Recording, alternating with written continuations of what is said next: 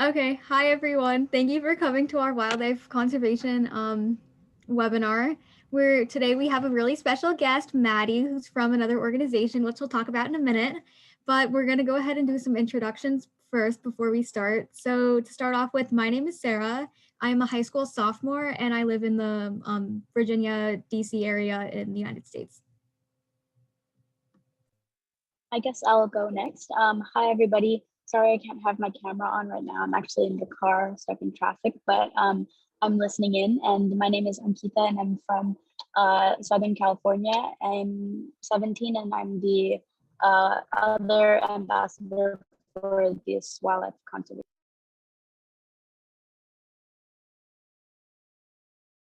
I can go next. I'm Maddy Gregg, and I'm from Los Angeles, California, and I'm a sophomore in high school. And today I will be presenting about my project, the Thriving Hive Project, and a new one that I just started called Compost Culture.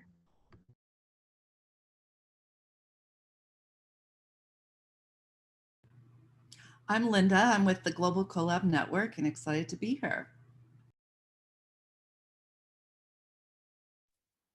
Hi, my name is Maria, and I'm a mentor for the Arts and Wildlife Conservation Hubs. I'm from Spain, but I'm currently studying architecture and environmental studies in the University of Toronto. Hi, I'm Thomas. I'm a member of the Mental Health and Gender Equality Hub, and I'm really glad to be here with you all. Also, Thomas is our new ambassador of our marketing. He's marketing all the hubs for us, right, Thomas? He's helping to promote all the hubs. Yeah, I'm doing my best. I'm really excited about it. I see the potential, and I'm doing my best to reach our full potential. Okay, perfect. Thank you so much, guys. So for the first part of the meeting, then Maddy's going to be presenting her amazing projects.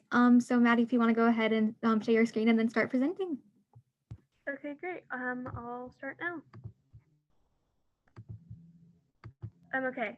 Double check again. We can all see this, right? Yes. Yeah. Okay, great.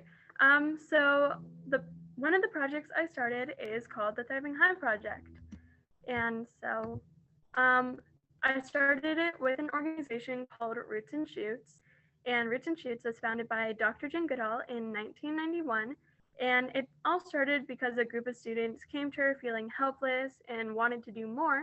And so Dr. Goodall had an amazing, brilliant idea and a plan to help them. And so she created the NYLC, which is part of Roots and Shoots, and it gives a chance to youth leaders all around the world to come together and like share their ideas and just work together. So what is the Thriving Hive Project? The Thriving Hive Project helps spread awareness about bees and their purpose in my community. I try to primarily educate youth because they are the future of America and they are where we want to focus our teachings. And I have done 4 projects with the Thriving Hive. So here's a little background information before I get started is, so beehives, those are the main housing for bees that you typically see on a daily basis. And so the parts of a hive is here you have the box, and then you have the frames within the box, and then you have comb, which you can see here, which is made by the bees that goes on the frames. And within the comb, there are larvae, pollen, nectar, honey, and other things that they need to sort of survive. And so there's 3 different bees within the hive. You have your drone, which is your male bees, your worker bee, which is your female bees, and your queen bee. And so what is bee hotels? Bee hotels are another type of hive, I guess you can say, for stationary bees. And so I primarily focused on stationary bees for half of my project. And so these are little like housing contraptions that are made out of like tube-like structures, which the bees actually go in and store their pollen, they lay their eggs, and they also rest in there. And so I mainly help the mason bees, which are native to where I am. And so I set up, I'll go into it later on. with my project. So I planted a garden at my middle school with our Rotary Club. I set up a beehive, and then I put bee hotels around my community and started a second beehive. So how can you help pollinators? Actually, I'm going to go back. For more information, so this is setting up the Rotary Garden with my middle school, and here's the first beehive that we started, and it actually grew to 3 boxes, if I remember correctly. Yeah, 3 boxes, and we set up 8 bee hotels. So there, these things right here, and then here's a picture of me in a bee suit, beekeeping, and I'm actually holding the queen bee in that picture. And then here's me presenting to our Rotary Club. And so with the Rotary Garden, we just planted a bunch of native plants that were also pollinating plants. And with the beehive, the first one actually ended up failing due to colony collapse disorder. Basically, there weren't enough bees in the hive to keep them all warm, so they ended up freezing to death in the winter. And so then we tried again with a second beehive, which also ended up failing due to hive mites and hive beetles. And so it's actually pretty difficult to keep a hive up and running. But definitely in the future, I hope to try again. And so with the bee hotels, like I said, we have done 8. And then, so how can you help pollinators? Putting up bee hotels is definitely one way you can help pollinators, because there are definitely many types of stationary bees all throughout the world and throughout America. And then also planting a pollinator safe garden is a really great way to start. And I would say definitely try and use native plants when you plant one, and also putting up a beehive. It might be a little too much to do at first, but there's many places where you can learn how to beekeep. And if we wanted to, I could probably try and come and do like a virtual beekeeping session if we wanted to put that together. And then so for putting up the bee hotels, you can either make them or buy them. The ones that I put up in my community were a donation, but I would definitely say try and make them out of household items you can find. So like the base can be a can or a mug or any other cylinder shaped item. Like here they have a mug, and here there's a can, and this one's actually made out of a tarp, which I haven't really seen. And then for the inside, you can just use like straws or rolled up magazines or any other item that's in a cylinder shape. And then so planting the pollinator safe garden, definitely try and involve schools. That's a way that actually helps spread information and kind of brings awareness to bees. And also, like I said before, try planting with native plants that'll work well in the conditions and the planting area. And so setting up a beehive, this would make the biggest impact because it does help majority of the bees. And so, like I said before, I could definitely come and do maybe a little beekeeping 101. And if, because probably if I come in, it won't be that much, it won't be the best compared to actually going somewhere and learning how to beekeep. So I could definitely provide information for that. And then, so here's a new project that I've started working on. It is called Compost Culture. I started with 2 of my friends, Elizabeth Burkaw and Gianna Coffey, and we are running the branch in our city called San Marino. And this project actually started with 2 other people from a neighboring city who wanted to help with methane emissions through food waste. And so we started going around and asking people from our community to donate their food items and food scraps, and we'd go and pick them up every Sunday to be turned into compost. And so actually 1 out of 10 of the greenhouse gases are emitted from food waste, so that's another really big reason why we should be composting. And so it also helps pollinators by providing fertilizer that aids the water intake and growth from pollinating plants. And so far within our city, we have, I believe, 15 people composting right now. And we did start, I think, late February. So that's actually pretty good for where we are right now. And so any questions?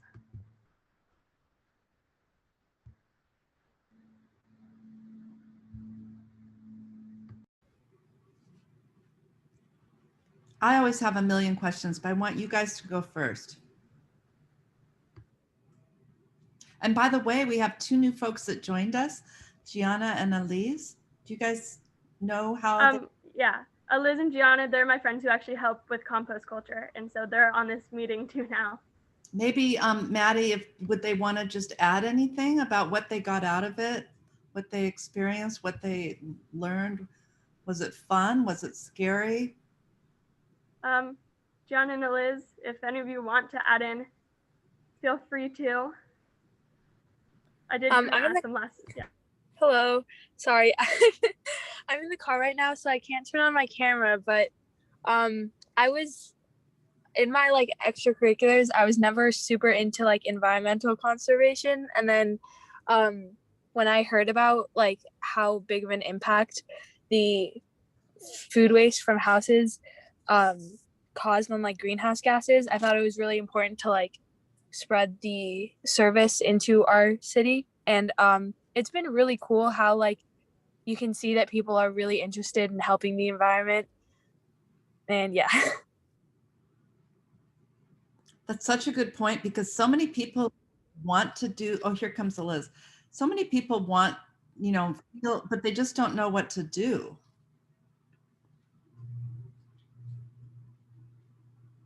I was actually going to ask when you, oh, sorry.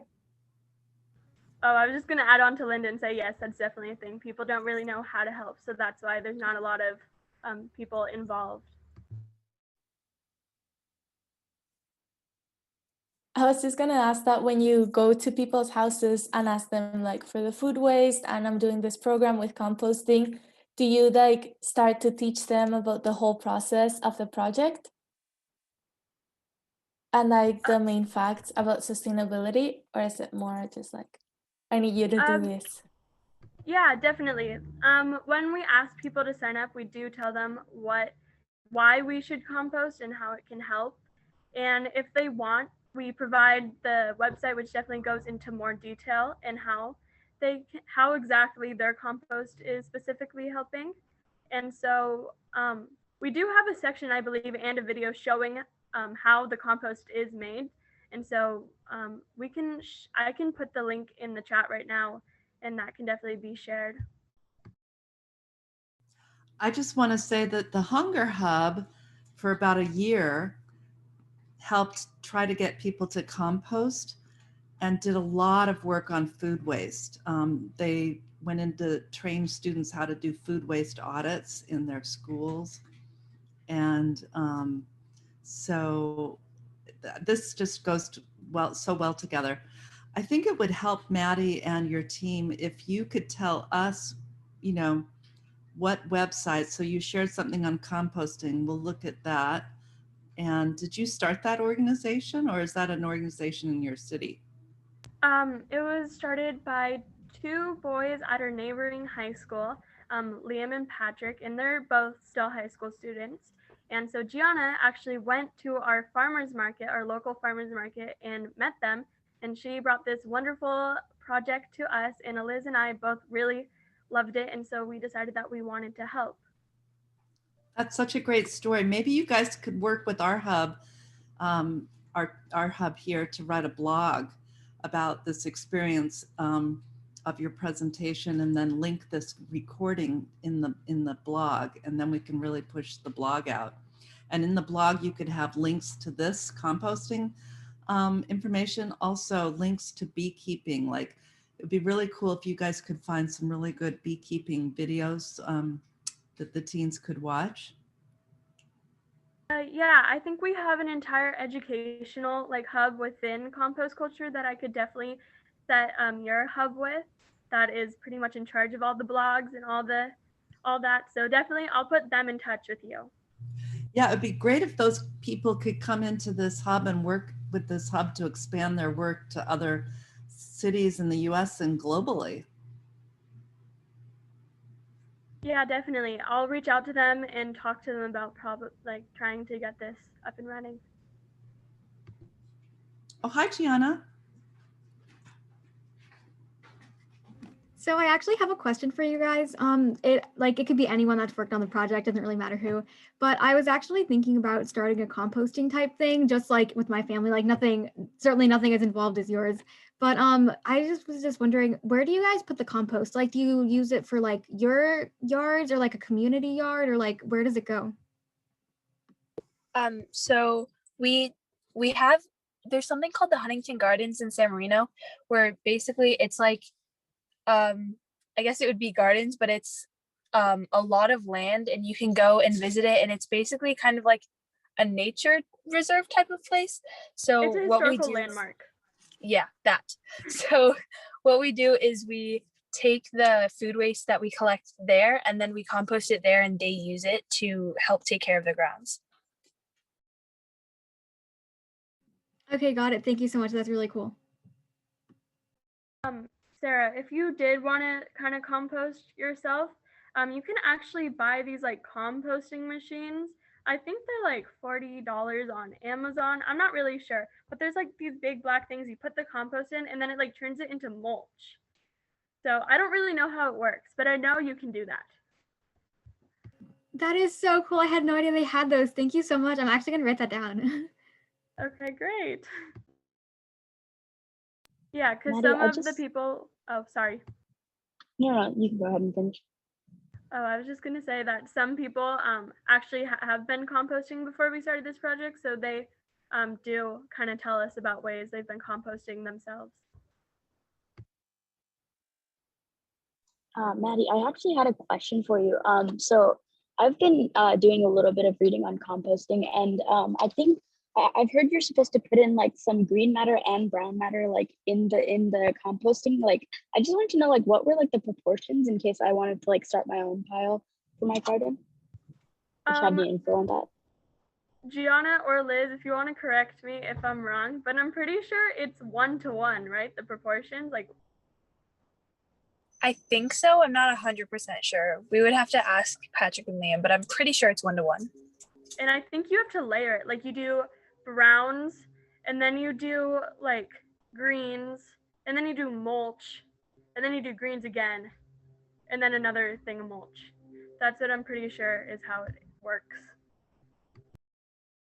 Okay, thank you so much. No problem. I do have a question. I mean, how quickly did you see like did you get response, if you will, from the bees when you set up the bee hotels? So the mason bees, they are stationary bees. So it's not really like a hive. They just kind of go, it's like a hotel, exactly like in the name, it's a hotel. They kind of check in and check out. And so definitely there was like eggs and pollen within the tubes, but it's kind of hard to see like the actual bees within it. And so, yeah, they all produce their own eggs. Well, obviously they have to mate. They don't have a queen. So that's really interesting about those bees. And they don't really have any protection either, other than a stinger that actually can't break our skin. So if you get stung by one, it doesn't hurt. And I have been stung by one, so I can vouch for that. Yeah, I mean, I saw a little response from what you could tell, but not really. Just how it's set up is you can't really see the bees. Okay, thank you. That's my question.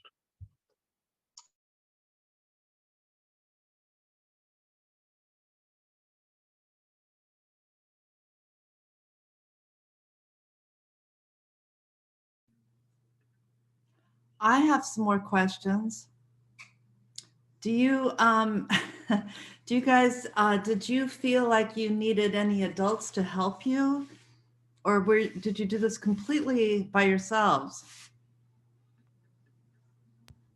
Well, Thriving Hive, I was in 8th grade when I started it, so I definitely needed some parental guidance. But with compost culture, we're pretty much independent without our parents, I would say, except for driving, because we can't drive. But yeah. That is so awesome. So because of our teens, I made it a goal to compost, and I bought this huge big round thing, that I have in my backyard that composts now, but I've been turning it, I don't really know what to do next. I guess I should open the bottom and see the wonderful dirt come out at the bottom. Well, so you're putting in your food waste, correct? Right? Do you have some sort of like mulch or brown leaf? Oh, right. I'm Also supposed with to it. be feeding it with that, right? Yeah, like you need to layer it and then mix it up. What happens if you don't do that? Then it's just a bunch of mush. I think that's what I have. It's a whole bunch. Okay, yeah, I would definitely say try and put some sort of like not greens, but like leaves also. Yeah, Like you can put leaves stuff. or Brown stuff. Okay, I'm gonna do that. I'm gonna hope that I can turn it into nice soil. We're super excited. Do you want to tell everybody, Sarah, what's happening with our bee project? Because we're launching a big bee project here. Yeah, that sounds good. So we actually, just like a little bit of background, I'm part of both the Zero Hunger Hub and the Wildlife Conservation Hub. So of course the wildlife part is going to be the bee part, and then the Zero Hunger Hub focuses more on the composting and the pollination and gardening. So for the Wildlife Hub, we were previously working on a research paper about the effects of poaching in Africa, which is a totally great project, but we were kind of wondering about how we could do things more locally and things we could actually like physically do. And so Maddy, your presentation actually really inspired us to look more into bees. So we actually did end up doing that. We made like a little like informal partnership thing because we're all part of the same organization, but we decided to work together with the Zero Hunger Hub because they're building a community garden about like half an hour away from where I live. So we decided that we were going to have the garden to grow vegetables with pollinating plants. And then we were also going to focus on like a bee element of it. So I think the person has like 2 bee boxes, but he might get 2 more. And so we're going to have like a ton of bees, and that's going to be really exciting. So that's been like our wildlife hub project. So if any of you guys are interested in joining our hubs, like always feel free. They're based off a whole bunch of different things. Yeah, Linda just put the link to our website in the chat. So go check that out. Advertisement over. But we're basically focusing a lot on bees and composting and things like that. So if any of that is interesting to you, then we would love to have your help. Even if you don't live in the area, there's still plenty you can do with research or doing the same thing in your communities.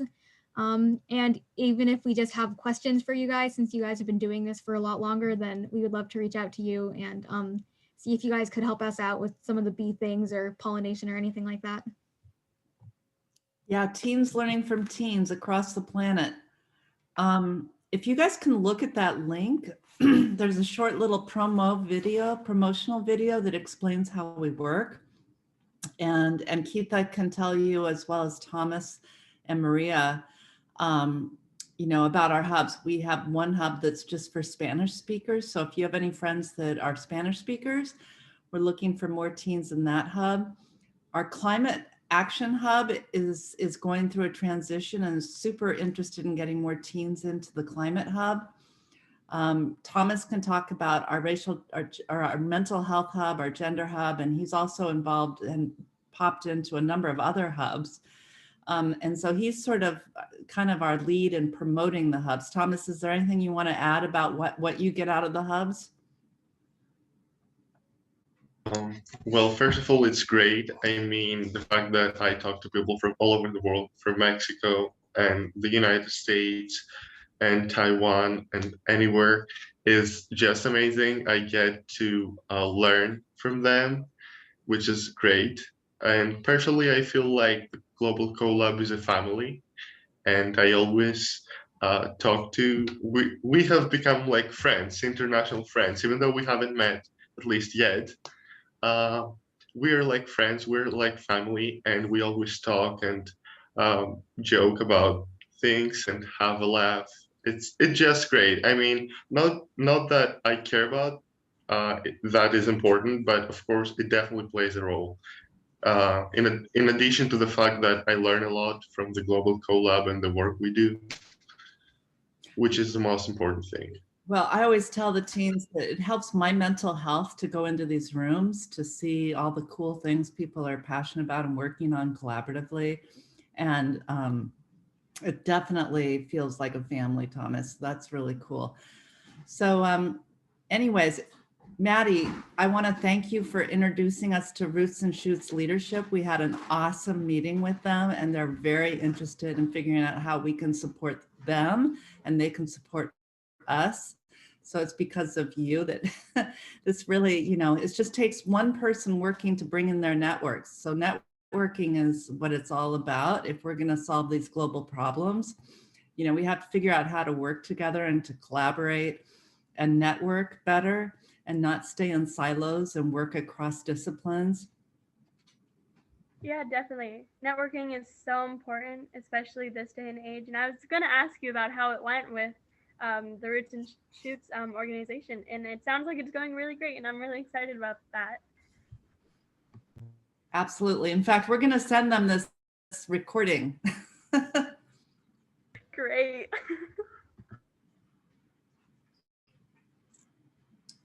So Maria, do you have anything you want to share about the Arts Hub? And we're doing a Racial Justice Arts Challenge. So if you know any artists, you just go onto our website and our Instagram, you can see everything we're doing. It's at the top of the page that we sent you. So. Eliz, arts. No. Eliz is a good artist. You should definitely do it, Eliz.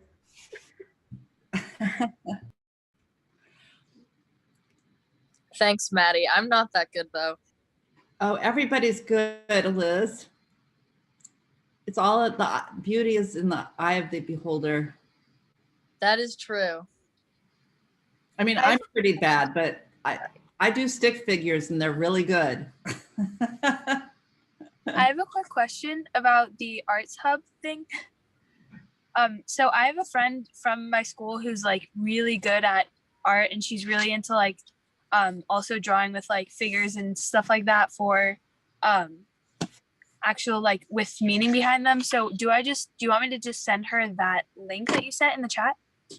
Yeah, but you know, maybe Sarah, you could find the Arts Hub information on our Instagram. If you just go through our Instagram, you can find it, or Thomas can put it in the chat.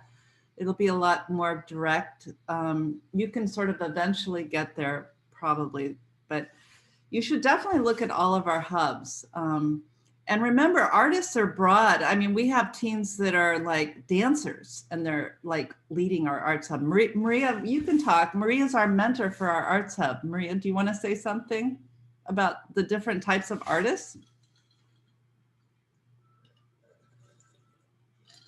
Maybe she jumped. Maybe she's, I don't know where Maria went. But, you know, theater, filmmakers, a lot of filmmakers are, of course, they're artists. Poetry, we have people that do poetry, rap, a lot of rappers.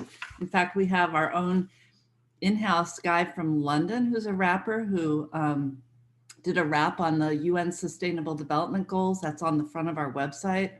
He's done raps on climate change, a whole host of things. And if, in fact, if you watch the promo video here, you'll hear at the end one of his raps on climate change. And just for like a little bit more background, I'm also part of the Plastics Hub, and that hub is working with another organization called Plastic Tree, and we're working on a reusable to-go box campaign. And so we're basically emailing restaurants that live in my area, and then we're asking them if they're interested in reusable takeout containers, which is great because styrofoam is so bad for the environment. So it's really great to start getting rid of that, and same with plastic, and try to get like reusable ones in. And then just like another quick note about the Global Collab as a whole. I know we're all crazy busy with all of our school stuff, all of our other things we're part of, any internships, like all of that. And so I think one of the great things about the collab is you can kind of put in, like what you put in is what you get out, which I know is like a tacky quote, but it's kind of true because like, it's really great because you can kind of pick what you want to do with it. So if like maybe one week, if I have a really big test coming up, then I'll only volunteer to do 1 or 2 reach out activities. And I can kind of just make it fit my schedule really well. And it's also great because there's so many other people that can also support you and help you out with what you're doing. And so it's never going to be like a burden to come to the meetings. It's actually really fun. And it's great to be with people that are passionate about the same issues, because I know we all know that nobody listens to kids because they're like, oh, you guys don't know anything. So they don't actually listen. And so it's really great to be in a place where everyone else is a teenager and we all have important things to say and everyone actually listens. I'm sure your organization is like that too, but just wanted to throw that out there. Oftentimes our adults that are in our room, since there's no adults really here besides Maria and I, the teens really outshine them. I can't say that anymore bluntly, but you know, it's just really very clear that the teens have, you know, so much going for them in terms of being able to address these issues in a very effective way. So anyways, our teens have a lot of fun together, and yeah, we didn't mean to pitch ourselves so hard on you guys, but we're we're super excited to meet with you, and hope, Maddy, we can continue to stay connected with you. And it would be awesome if you guys could just come into this room. It meets every Friday at 4 o'clock for an hour. Yeah, definitely. Thank you so much for having me.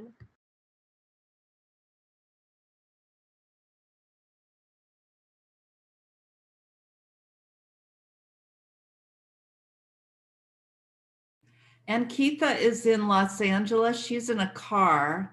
I don't know if Ankitha, if there's anything you want to add, because she started this hub.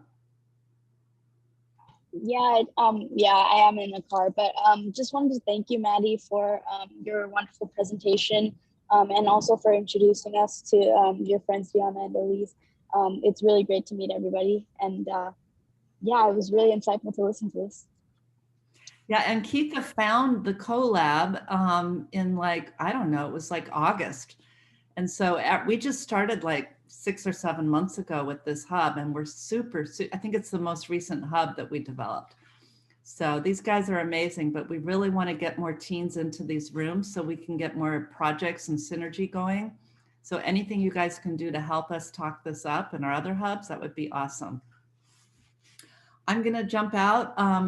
Actually, I think, Sarah, you can run the meeting. Okay. Okay.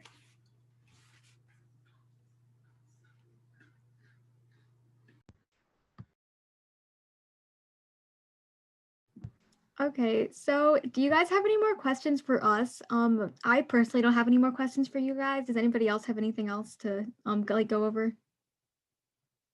I don't have much else to add. I guess any questions for me, if you still have any.